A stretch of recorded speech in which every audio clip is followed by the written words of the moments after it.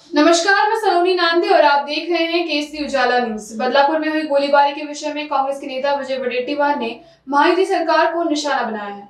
उन्होंने कहा कि बेशक हाल ही घटनाओं पर नजर डाले तो कानून व्यवस्था चौपट हो गई है, अपराधियों के हौसले बुलंद हो गए हैं। उन्होंने आगे कहा कि राजनीति के लिए जिंदगी अस्त व्यस्त हो रही है और बदलापुर गोलीकांड इसी का प्रतीक है। इस हादसे में 239 लोगों की जान भी गई है।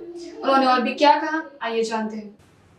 नक्कीच आता अलीकडे ज्या घटना समोर आलेल्या आहेत त्यातून महाराष्ट्रामध्ये कशी कायदा आणि सुव्यवस्थाचे दिनवडे निघाले, कायदा सुव्यवस्था नावालाही शिल्लक राहिली नाही आणि त्याचा परिणाम गुन्हेगारांची हिंमत वाढण्यामध्ये झालेला आहे।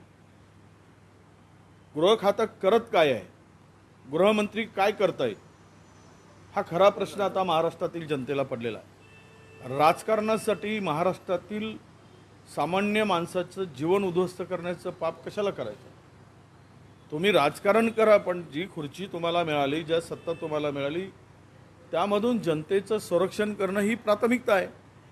परंतु हे कुठेही दिसत नाही दुर्दैवानं, आणि म्हणूनच बदलापूरमध्ये झालेली घटना त्याचं एक प्रतीक आहे। फार खुलेआम गेल्या अशा घटनांमध्ये, गोळीबारामध्ये, चाकूनं भोसकण्यामध्ये, खून करण्यामध्ये, गाडी चालवून मारण्यामध्ये आता या 6 महिन्यामध्ये 242 घटना झाल्या। 242 घटना काय दर्शवतात? महाराष्ट्रात काही शिल्लक राहिलं आहे का? 6 महिन्यामध्ये जर 242 लोकांना जीव गमवावा लागत असेल तर या सरकार बरखास्तच केलं पाहिजे।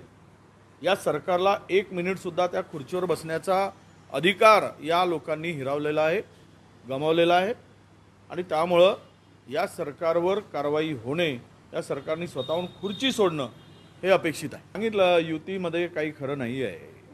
युतीमध्ये आपसात प्रचंड मारामारी आहे। दादा का वादा, भाऊ का इरादा, भाई का कुछ नहीं, भाई अभी अपना भाई अपनी जगह बोल रहा है, मुख्यमंत्री माझी लाडकी बहीण। आणि थोडी सत्ताधाऱ्यांना लाजही वाटायला पाहिजे। त्या लाडकी बहीणला बोलवत आहे आणि पक्षाचा दुपट्टा घालताय।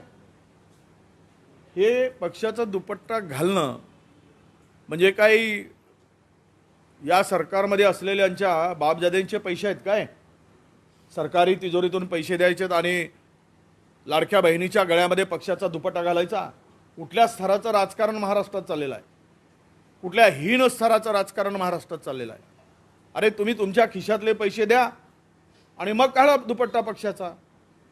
हे सगळं खुलेआम सुरू आहे। याचा अर्थ या 3 पक्षामध्ये, मी पहिलेही बोललो होतो, शीतयुद्ध सुरू होतं, श्रेयवादाची लढाई आहे। ती लढाई कुठल्या स्तराला जाईल आणि हे 3ही पक्ष मिळून महाराष्ट्राचं वाटोळं तर केलंच, पण योजना आणून त्यामध्ये सुद्धा यांच्यामध्ये ताळमेळ नाही। याचा अर्थ स्पष्ट आहे की 3 तिघाडा आणि महाराष्ट्राचा बिघाडा।